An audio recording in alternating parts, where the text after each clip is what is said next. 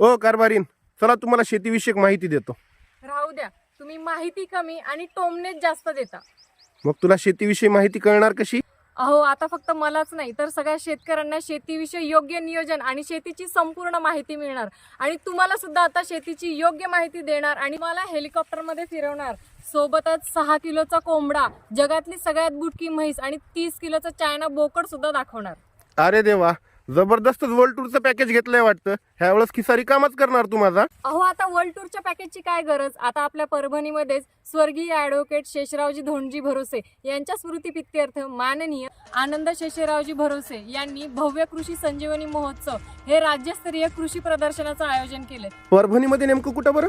संत तुकाराम महाविद्यालय, वसमत रोड, परभणी. आणि हो, या प्रदर्शनाचं उद्घाटन आपल्या महाराष्ट्र राज्याचे लाडके उपमुख्यमंत्री माननीय श्री एकनाथजी शिंदे साहेब यांच्या हस्ते होणार आहे. आणि एवढंच नाही, हरीश चैतन्य महाराज यांचं कीर्तन आणि सोबतच लावणी सम्राज्ञी हिंदवी पाटीलची सुद्धा लावणी होणार आहे. आता 14 फेब्रुवारी ते 17 फेब्रुवारी आपला प्लॅन फिक्स. अरे वा, माझ्यासोबत राहून किती हुशार झालीस बघ तू. शेवटी माझ्या आवडीचाच विषय निवडलास ना. आणि तुला पण आवडायला लागली ना शेती.